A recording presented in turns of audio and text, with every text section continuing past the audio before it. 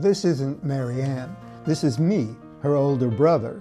And if you want to know why I'm crying, well, you'd be crying too if you had a Valentine pinned to your penis. Well, the big day of July 13th, 1945, Mary was born. But strangely enough, she came out of the womb as a full-grown adult, which was somewhat of a miracle, which is why she was named Mary. So Marianne was born into our family. We had a mother and a father. Here's Mom, and here's Dad. Our father ran a soda fountain and magazine store. Our mother, it seems, could get playful at times. But when Mary and I came along, trust me, we never saw playful. Then there were our grandparents, who we loved very much and who gave us the love we needed in childhood. This is my mother and her mother. And here's our grandfather. And this is true. Our grandfather started off as a theatrical producer in Alaska. It's not too hard to believe that this wasn't a tremendous success.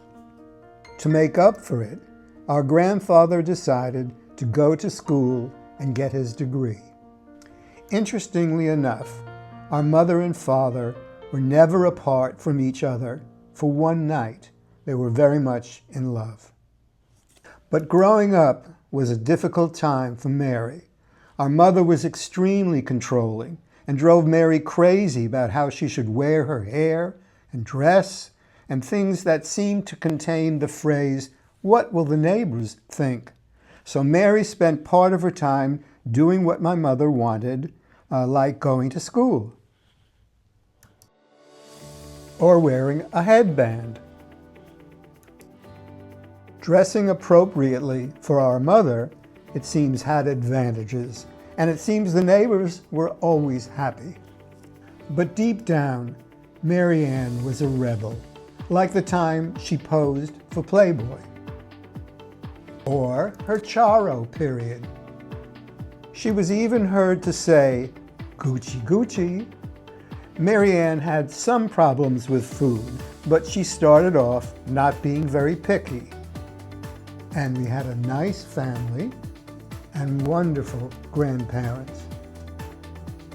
Eventually, she married Jeff, a nice guy, an accountant who sadly died at a young age in his 40s.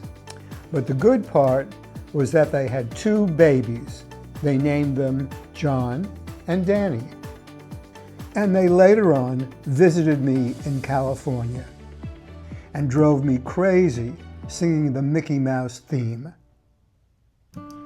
But Mary and the 2 boys had a tough time. Jeff had left them nothing but bills, and unfortunately, they were stuck. Mary took up the reins, though, and she went back to college and got her master's as an administrator of nursing homes. And then, even tougher, she had to get a job.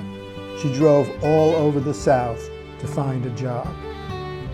At one of her many interviews in Georgia, the man in charge took one look at her and said, "I don't think you're going to like this job." Why? Because Mary was in a redneck part of Georgia, not Atlanta, where they didn't exactly cotton to liberal women who wore pants, and most of all, who were Jewish. But through perseverance and determination, Mary landed a job.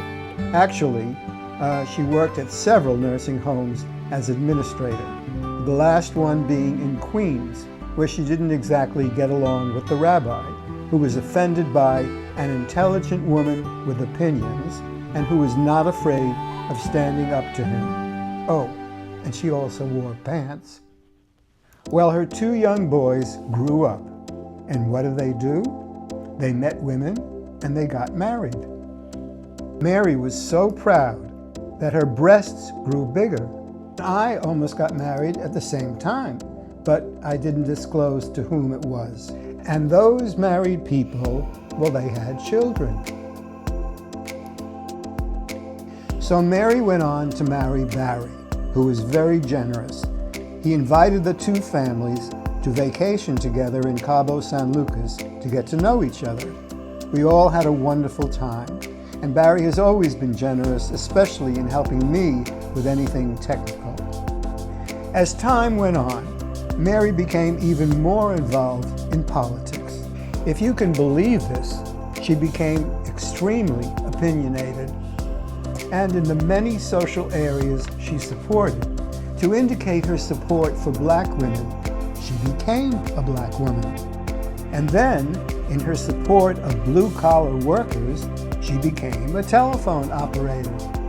And finally, and most incredible of all, she decided to run for President of the United States and visited me at Sesame Street to tell me of her decision. Throughout her life, Mary made a remarkable transition that she'd been building for years and years.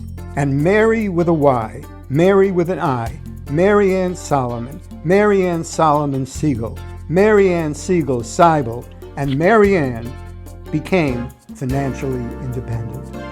It was the story of a woman who was determined, focused, and relentless in her pursuit of a better life and independence.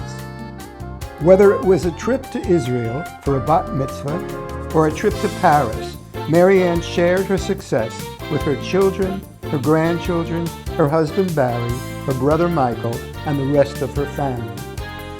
And now, on the occasion of her 80th birthday, the only words that can be added are, to be continued. And it should be noted that the future includes another safari trip, and this time, Mary has stated she plans to feed the animals by hand.